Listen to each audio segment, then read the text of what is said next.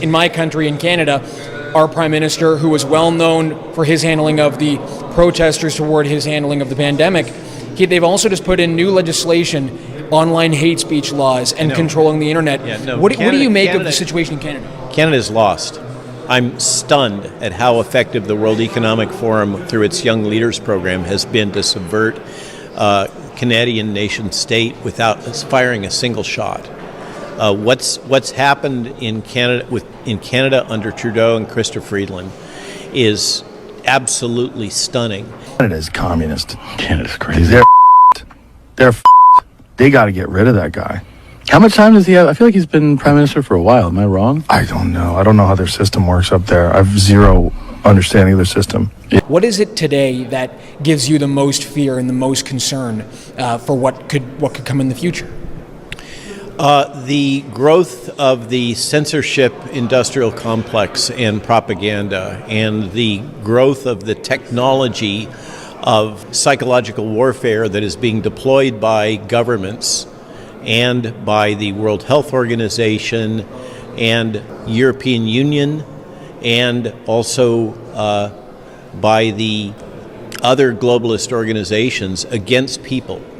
The technology is so powerful that they can control everything that you hear, think, feel, believe.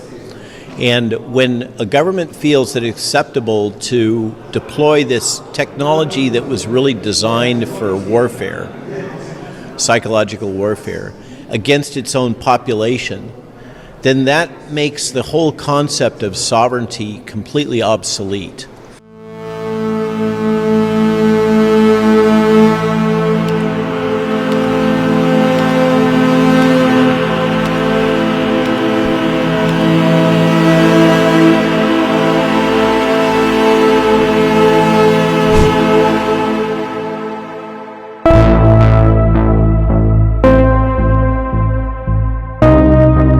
He was asked which country he most admired and referred to China. The level of admiration I actually have for China, because their basic dictatorship is allowing them to actually turn their economy around on a dime and say, we need to go green as fast as we need to start, investing in solar.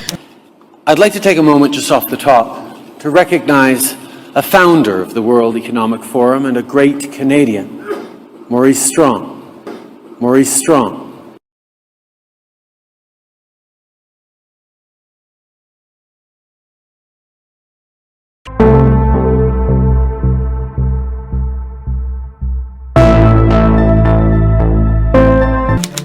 If Trudeau was deliberately trying to sabotage Canada, what would he do differently? In the 3 years before Bill C-69 came into effect, a total of 112 major natural resource projects worth $196 billion were either suspended, canceled, or put on hold. And Richard, it looks like the Canadian economy is starting to shrink. The latest GDP numbers in today, Melissa, it kind of shows the Canadian economy pretty much grinding to a halt.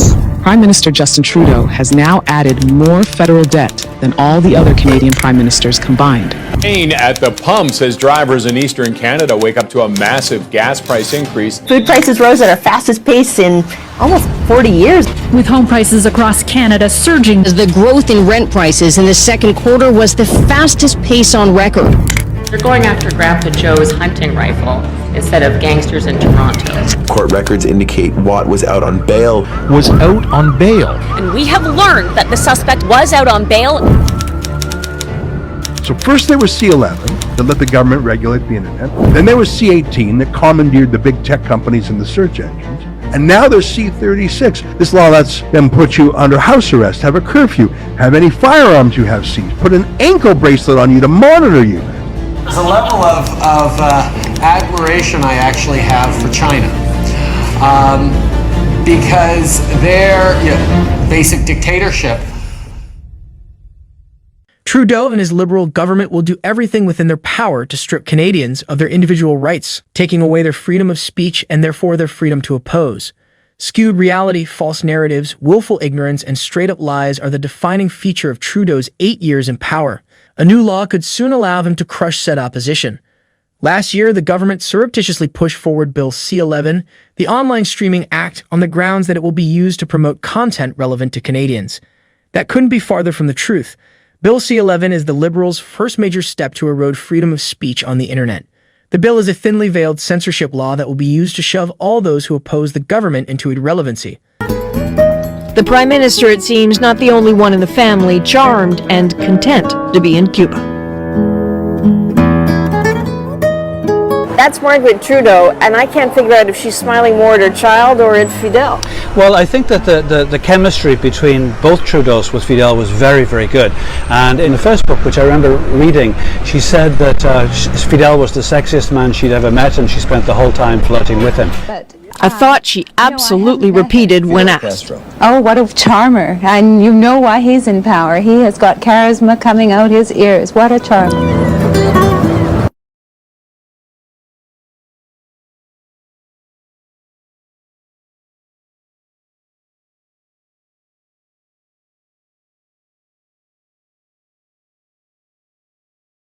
Does capitalist democracy still work?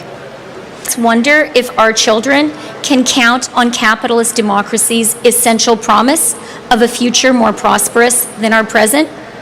If democratic societies can rise to the existential challenge of climate change. It's your show, so I think you can carry on. We're talking about Ukraine flourishing now. The three conditions for the investment. Okay, so the first one is this commitment, a political commitment.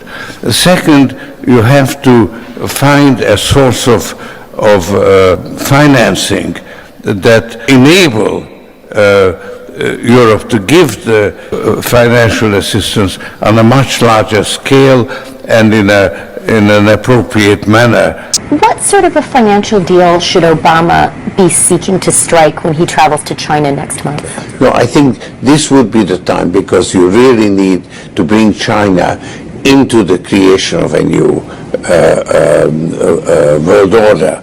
We are working hard to have more homes built faster, and we're also working hard to be sure that homes are not a financial asset. Thank you very that much. homes are not a financial asset. But maybe people in the middle class need to decide to take a pay cut. People in the middle class need to decide to take a pay cut. Thank you, Professor Schwab, for your warm welcome. I'd like to take a moment just off the top to recognize a founder of the World Economic Forum and a great Canadian, Maurice Strong. Maurice Strong.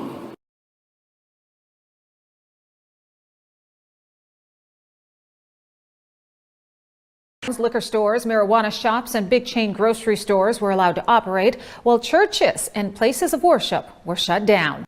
The pastor of a church in the Edmonton area is under arrest for violating public health orders. James Coates was arrested and sent to prison a couple of weeks ago in Canada. What did he do? He held a church service.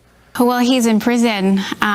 He's facing all the regular things you would face there. Officers were not there to uphold social distancing guidelines, but wanted to intimidate Christian worshipers during the Passover.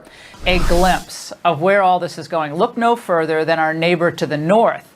Now, you may have seen this video of the Canadian pastor kicking the COVID mask enforcers out of his church. Well, just days ago, the authorities caught up to him after he held a morning church service, and then watch what happened.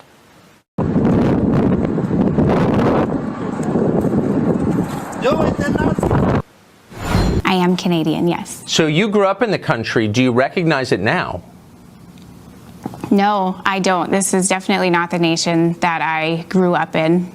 We are on a dangerous road right now, and I think because we've just been in the pot for so long, boiling, that people aren't really realizing the danger that we're facing as a nation. I spent 3 days in jail for my crime of opening the church in a free and democratic society.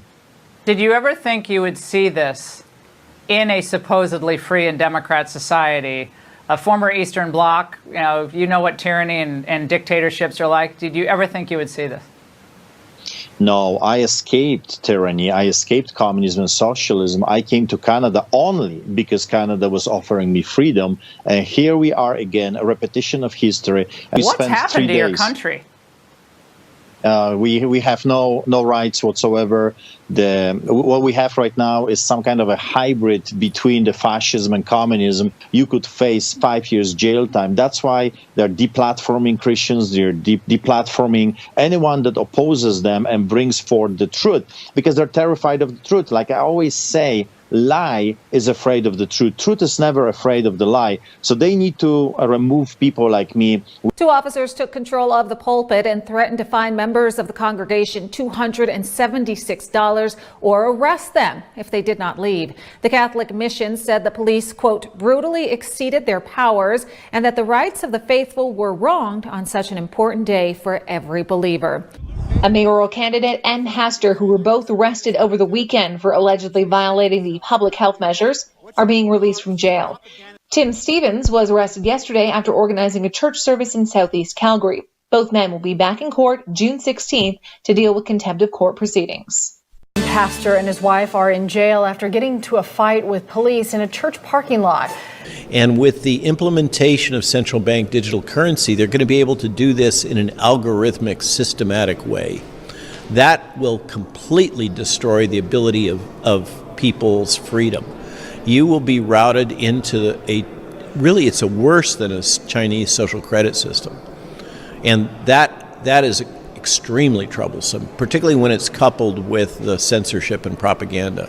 Period where we're all experiencing a lot of change. Change in interest rates, change in the world order, change in the environment, change in the way we work, change in culture. All this change can be disorienting. But this is why the choices we make right now are so consequential. Because the world is going through change. And we need to make sure that this change benefits Canadians.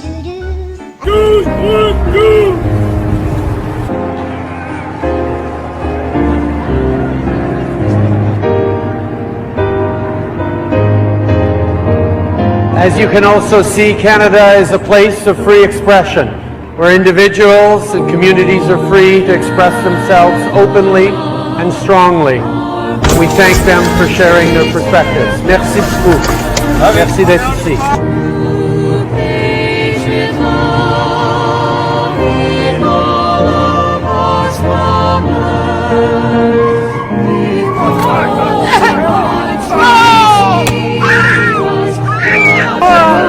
Being a democracy doesn't mean we all agree. It means we all work together, we all listen to each other, we all respect each other, and that's how we move forward on doing the most important thing in front of us, which is protecting nature.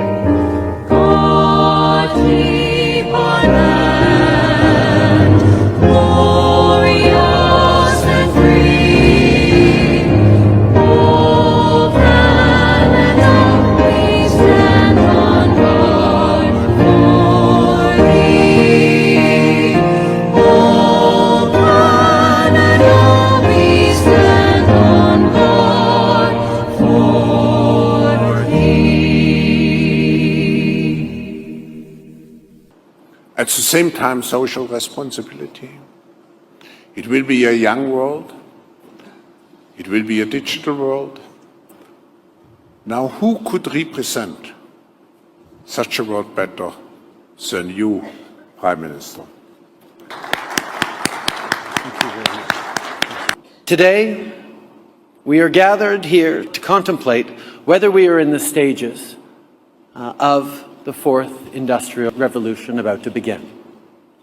What a breathtaking possibility that is.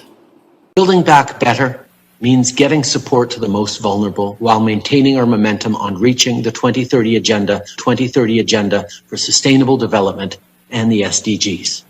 Choice, because in my country, for 150 years, you could trust the basic institutions. You could trust the government. It didn't matter what political party was running it. You could trust the political parties, right from the socialists over to the conservatives. The socialists were mostly union types, and they were trying to give the working class a voice, and honestly so. You could trust the media. Even the Canadian Broadcasting Corporation was a reliable source of news. None of that's true now. The people of Ottawa don't deserve to be harassed in their own neighborhoods.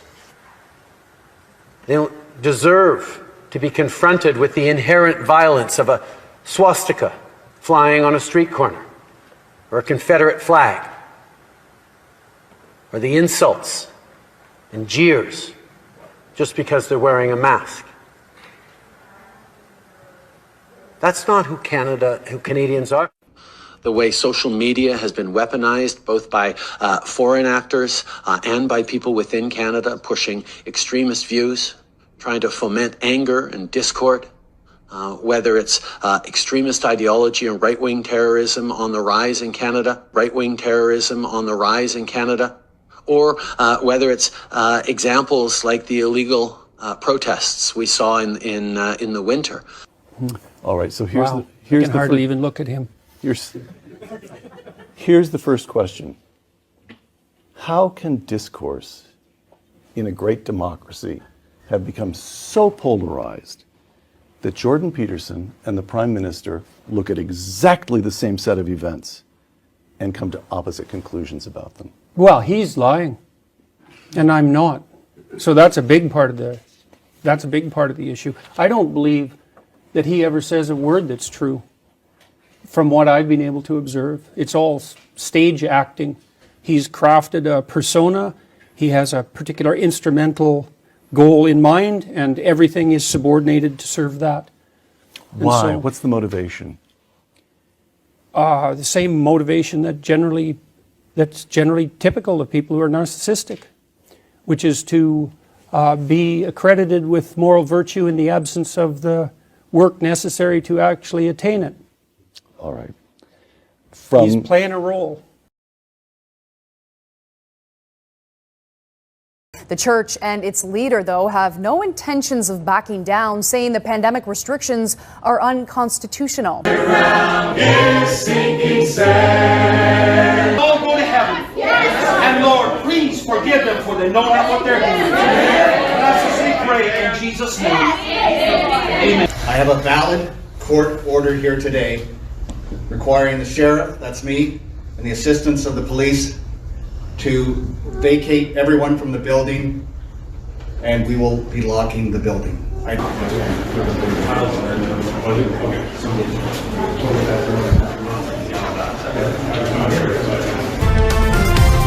We are following some breaking news this morning just west of the city. RCMP are on scene and crews are putting fences up around Grace Life Church. Pastor Tim Stevens of the Fairview Baptist Church was arrested. The idea that we have autonomy becomes completely obsolete when everything that you hear, see, feel, think is controlled and manipulated in order to cause you to think in certain ways. When it's the bureaucracy that's determining what you can hear, think, feel, believe, and know, then that means that you are not able to adapt to local conditions. You're not able to innovate to solve problems. You're only able to adapt and comply with the solutions that are being promoted. And that is, the death of society. That puts us into the dark ages. That's exactly what we should not be doing. Bill Gates, who's also another one of these weirdo lizard people, here he is in 2008 with Klaus Schwab, and they're into population reduction, which kind of makes you think that it's weird that they had everybody injected with this experimental not vaccine, doesn't it? Here they are. Enjoy. What would you like to see as your legacy in 10, 15 years? I set very ambitious goals because I'm quite optimistic. If you look at, say, the 20 diseases that our global health program goes after, I'd hope that within 15 years, over half of those, we could have had a very dramatic impact. And so, huge change in the mortality rates in developing countries, which then has this effect of reducing population growth. That's this big benefit that then makes everything like education and nutrition a lot easier. Do you see how twisted these people are? You see what gets him off right there at the end? Oh, we'll increase mortality rate. There will then be less people so that we can have them more educated. And These are anti-human weirdos. That's what they are. They are anti-human. They want less people. After that, we've got to stabilize the population. When I was born, there were so what's wrong with the population? I mean, with too many people. That's why we have global warming. That's why we have global warming. But if there were less people, they'd be using less stuff. And so we set an ambitious goal to cut our greenhouse gas emissions in half by 2030, and to reach net zero emissions. Building back better means getting support to the most vulnerable while maintaining our momentum on reaching the 2030 agenda for sustainable development and the SDGs. When we invest in clean energy and electric vehicles and reduce population, more of our children can breathe clean air and drink clean water. The world today has 6.8 billion people. Now, if we do a really great job on new vaccines, healthcare, reproductive health services, we could lower that by perhaps 10 or 15%. That was Bill Gates, also a regular of the World Economic Forum. They gave him the Medal of Freedom, and he's also a doctor now, and he wants to inoculate the entire planet. Let's just be honest with each other. These people want to get rid of us, enslave the strong ones, and remove the useless eaters.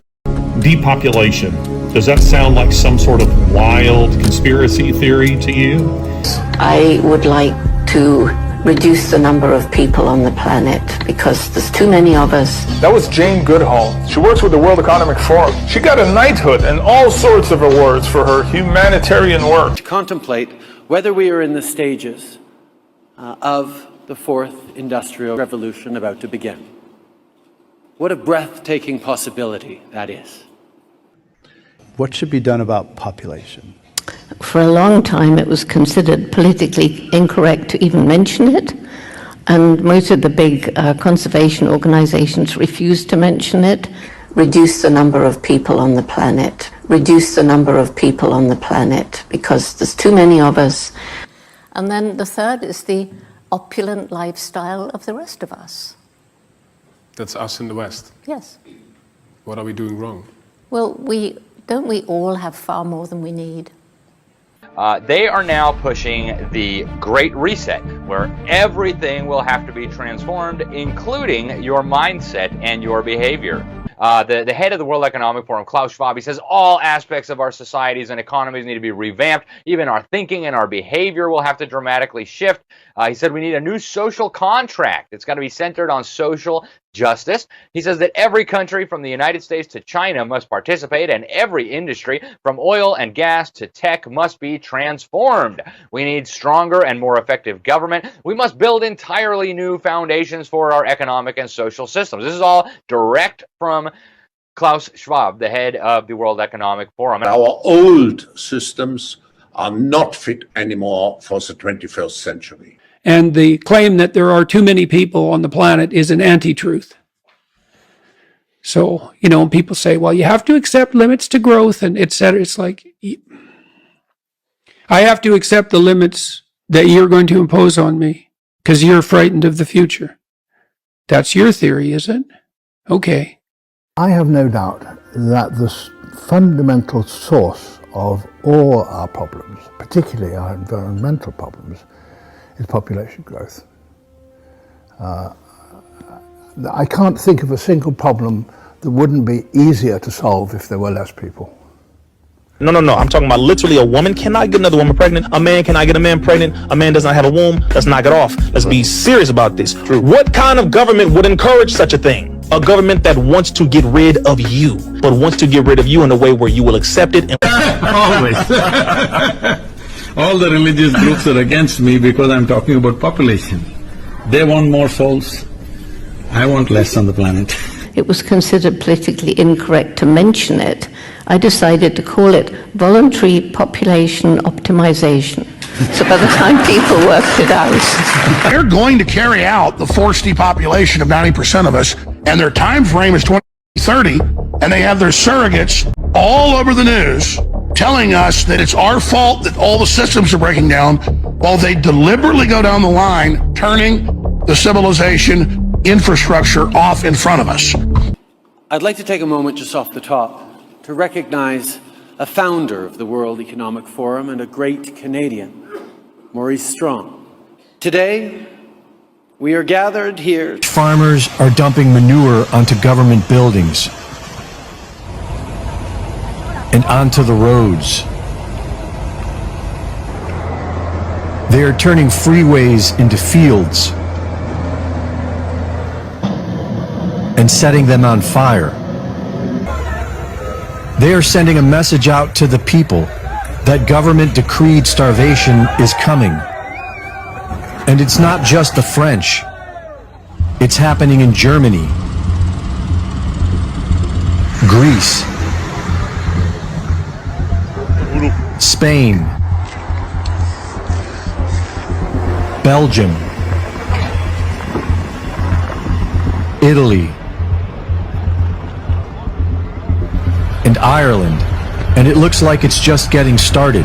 Farming needs to stop. That's the single biggest driver of climate change. Climate change. All of this is simultaneously happening while the American agricultural industry is being directly attacked, that the emissions from cows, both in the dairy and the meat industry, are destroying the environment. Imagine a government that cares so much about us and about the climate that they're willing to destroy the food supply and starve us to death. Another food processing plant fire happened yesterday in Montebello, California.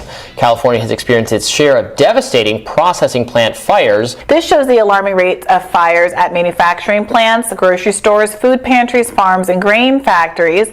It's likely that over 100 of these fires have taken place just this year. The war against the farmers has nothing to do with just taxing diesel to reduce emissions. Most people already know that climate change is a power grab. What they really want is to take over the land, control the food supply, and make us dependent on disgusting GMO, made in a lab, cancerous food that Bill Gates and all these other puppets wants to shove down our throats. And that's why farmers from across Europe are revolting, and rightfully so. Meanwhile, the rotten media are barely talking about it while demonizing the farmers the same way they demonized the truckers during the Freedom Convoy. Their mandate is to make hard-working, blue-collar, patriotic workers look like the enemy. But when you've got well over a dozen food processing plants and warehouses getting destroyed or seriously damaged over just the last few weeks, at a time when the food supply is already vulnerable, it's obviously suspicious, and it could lead to serious food shortages. That's why some folks are now wondering, well, number one, what's going on? And you've got some people speculating that this might be an intentional way to disrupt the food supply. There's been all these crazy fires, like an inordinate amount of fires at these food processing plants, and it genuinely has been happening a lot. Fires and accidents happen at factories all the time. It is highly irregular that you have this many fires happening. There have been confirmed over a dozen disabling accidents at food plants in the last month, over a dozen. Where some public schools and libraries invite drag queens, some dress like horned demons, to read to young children. And it's a social deconstructionist agenda. They're using children, little 5-year-olds, to accomplish this. And parents are waking up and saying no. Been to a nightclub? No. No? Okay. Drag should be an all-ages thing, and some people consider it provocative. It's not inappropriate. The woman gets up on her table, spreads her legs. It's a man. Most people seem to walk away having a good time. Start them young, right? Start them young, right? Mm-hmm. Anyone can do drag. Everyone can do drag. Everyone can. Whew, I'm all about education. I actually do story time with drag queens in Chicago. Right? Yes, family programming. Spokesperson for the library confirms one of those drag queens, Tatiana Malanina, is really Alberto Garza, a child sex offender. In 2008, he was convicted of assaulting an 8-year-old boy.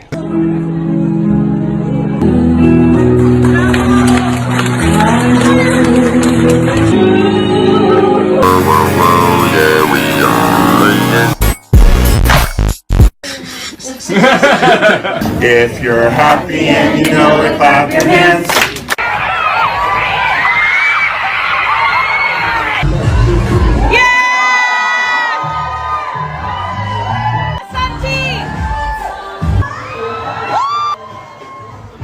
What you just saw was a drag show for babies. literal babies, and children up to the age of 5 as advertised. Maybe it's just me, but when I think of a new event for parents and their babies, I definitely don't think of demoralizing children by having grown men twerk and do the splits in front of them. We're all just supposed to believe that this is progressive. Yeah, it's progressing these children into severe mental illness. I just love drag queens in general. It's a great opportunity to combine having a little one and enjoying like the performance of drag. I think it's important that we see different people. The library partnered with the DC chapter of Drag Queen Story Hour to bring the family-friendly events to the nation's capital. We talk a lot in children's literature about stories being both windows and mirrors. So Drag Queen Story Hour can be doing both. There may be a kid here who is seeing themselves reflected in a queen and seeing a possibility for what their lives could be. In the Big Apple, Drag Queen Story Hours have become so popular that the chapter now offers events in Spanish and for children with autism and other special needs. The chapter also hosts drag queen fashion design and makeup workshops for older kids. Drag queens are just here to entertain. We can read, we're intelligent, like we are harmless. Wows, and what's that? To kids, I think, drag queens are princesses come to life or superheroes. Kids, they're imaginative, they're all about play, they haven't been baked into, society's norms and expectations. When I had my own son, I started going to these story hours at libraries, and I had my kid late in life. I'm queer, so to suddenly find myself in these really straight environments, what would this be like if this was queer? And I was like, Drag Queen Story Hour.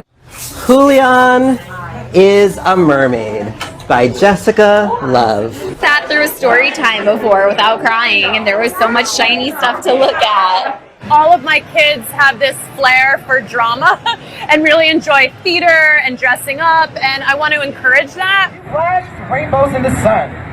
And what do you think the pigeon wants to do now? When asked about parents' rights, Auger says, well, actually, in Canada, parents' rights are limited and children's rights are put ahead. So the child has the right to be protected from the parents. Most gays, like Village resident Dave Davy DiCarlo, support SOGI and limiting parental rights. The change that we have to see is sometimes the parents. This is very scary stuff. Longtime Vancouver area pastor Kevin Kavanaugh says this is far more serious than most Canadian Christians realize. And the little girl came home in tears because the teacher had told her she was likely a boy in a girl's body. The mother went to the school the very next day, and instead of having any sort of tolerance or support or understanding, she was actually called names. She was told that she was a homophobe. The battle between an aggressive homosexual agenda and the faith community here in Canada is far from over. But many Christian leaders say it may be the issue that causes a once sleeping church to rise up and be heard. Wendy Griffith, CBN News, Vancouver. My name is John Paul Kane. I am a school teacher currently teaching kindergarten. It's just a wonderful time for me to be able to bring my love of working with kids with my performance. Welcome to Faye and Fluffy's Storytime. Reading is fundamental. An opportunity to see that things that are different aren't scary, that things that are different are amazing. That's kind of what is so incredible about the reading, is that you get families from all sort of backgrounds and experiences and relationships and gender identities and everything, and to see that diversity in people is what needs to be celebrated. It's just absolutely shocking. By the way, it's not just America. We found out this is happening in Canada, it's happening in Australia, it's happening in other places in our Western world, but this is from the actual New York Brooklyn Library. Hot mess. I'm a bearded drag queen. That means I'm a lady. I think I can see your beard. I see. You can see my beard? Oh no! Miko, I'm Isabella. What's your name? Kristen. Kristen? Nice to meet you. I'm Isabella. The revelation that a registered sex offender participated in a story time for children. And this is Spoon's family.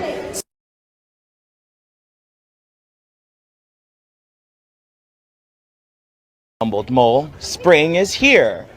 This is Drag Queen Story Hour. It's your classic children's reading program with a twist. The day's literary leader is a larger-than-life drag queen. Everybody wave to each other, make a friend next to you, okay?